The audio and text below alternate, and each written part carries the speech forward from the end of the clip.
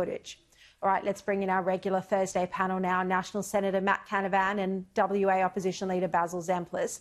And we'll stick with this shocking assassination.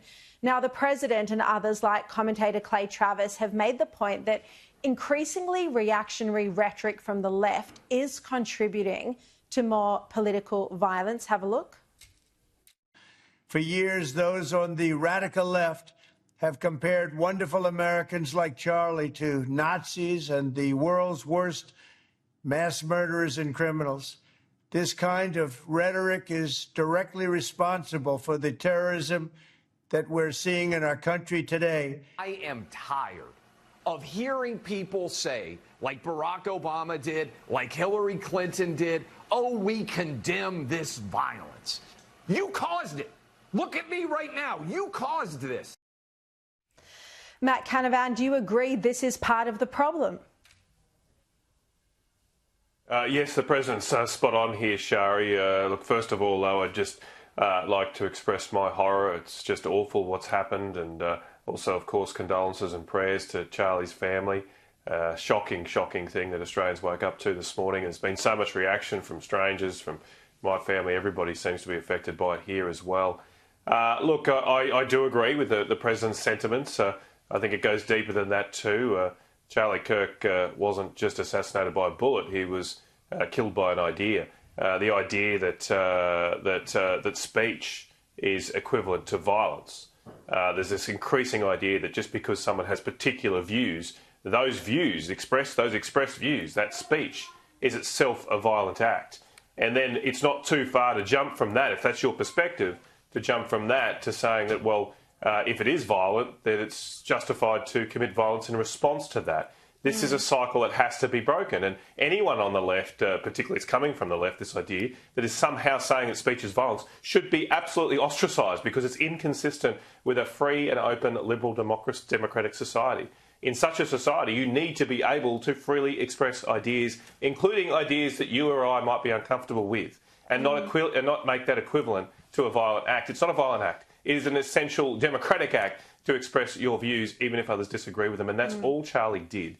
He was an innocent victim of this war that's going on, especially in the United States. Hopefully it doesn't come here, but an innocent victim here for just simply participating in the political process. And such an optimistic character, so respectful and polite as well in all his interactions, even with the most radical left activists.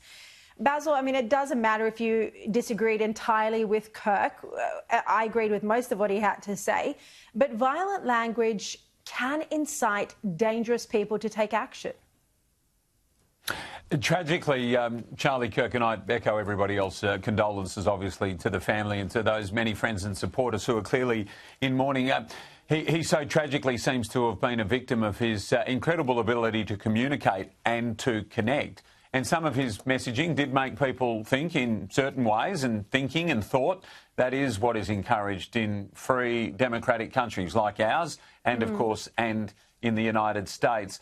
And so this element that are not able to differentiate between conversation, thought, ideas, and then actual physical violence that plays out, in this case, so tragically, with a firearm.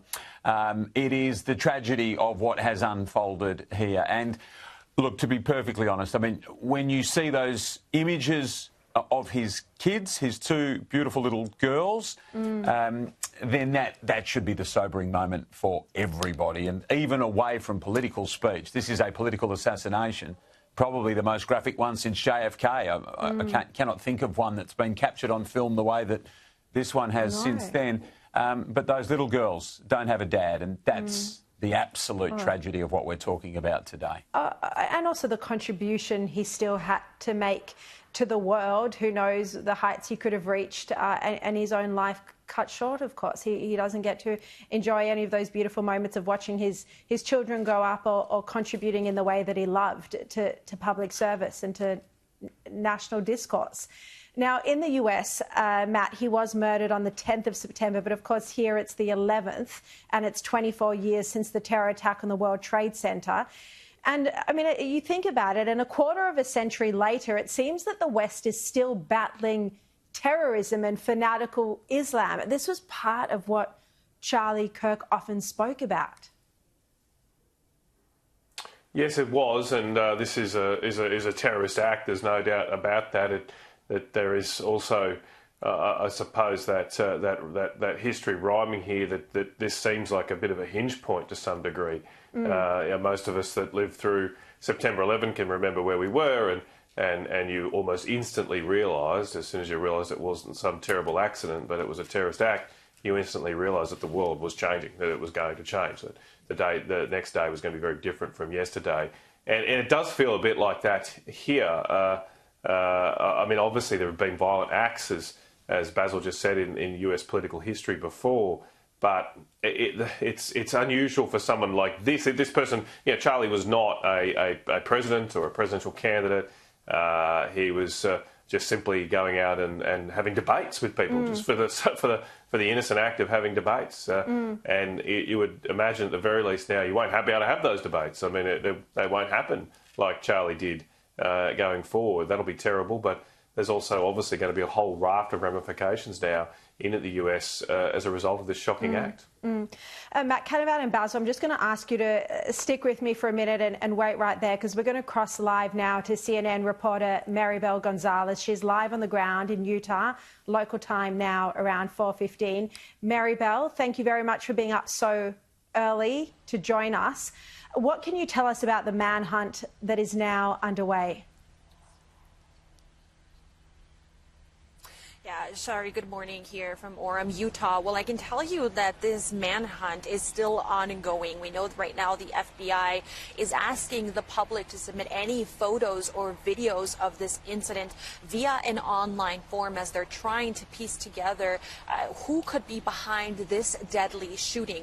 Here on campus at Utah Valley University, we've also seen very heavy police presence. We've seen police cars even blocking certain entrances to the campus itself. This community here, Sharri, is known by locals as Happy Valley. That is because of the positive nature of this community, and this incident has no doubt shaken up this entire area here in Utah, and the fact that this suspect remains at large is just adding to that. I can also tell you that officials that are leading the investigation, they say they believe this was a single shooter, a single shot killed Charlie, and we also know that this was fired from a nearby roof.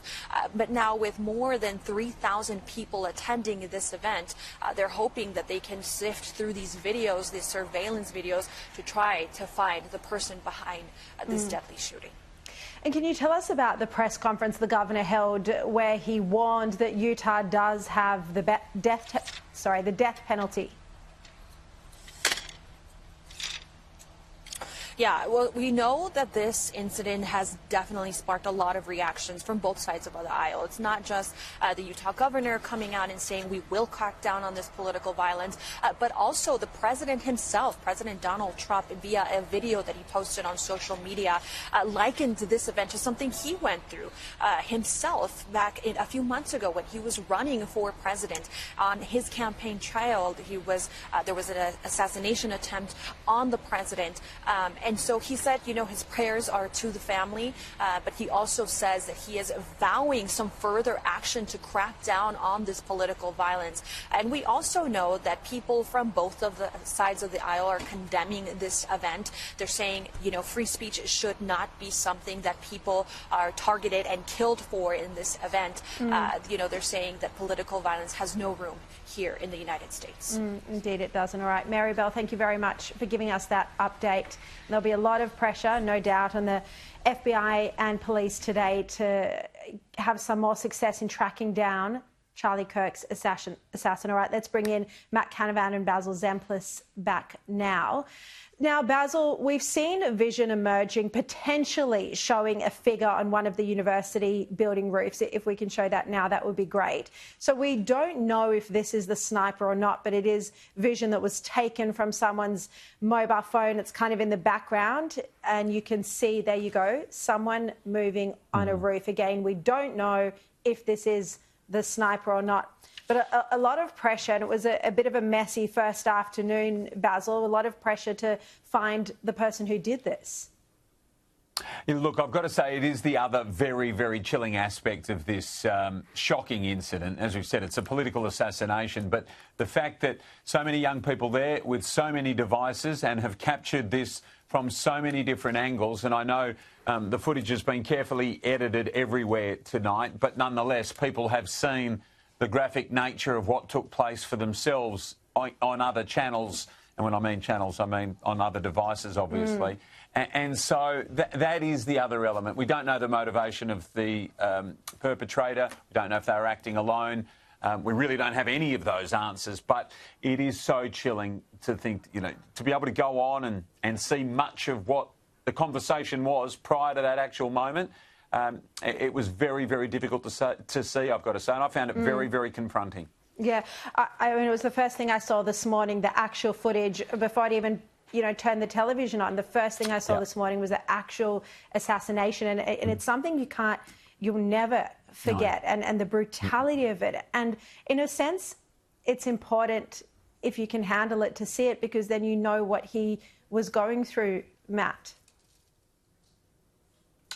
Well, look, it's unfortunate that I think we have to confront this violence, and it is harrowing to watch. But one of the ways we need as adults, I wouldn't advise you show it to children, but one of the ways we need to confront this as adults is to see what's happening and see what could happen. As I said earlier, unless we nip this in the bud, we have to snub out this ideology. That somehow violent acts are acceptable. We've seen already commentators in Australia give some degree of support to the idea that he had it coming, so to speak, as I said earlier, because he spoke in a way that they didn't like. Those people didn't like what he said. He didn't agree with what Charlie had to say. And then there's almost an assumption, implication from some that justifies a violent response. Well, that has to be utterly rejected, as I say, snubbed out. And we need leadership from everybody in Australian politics, especially those of my political opponents, to completely condemn this attitude that is creeping into our politics. Yeah, and I also think that there has been this misinterpretation of his comments and his position today as, you know, far right and extreme, and it just wasn't. They were mainstream views. He was, as I said already, very respectful, very optimistic, focused on God, country.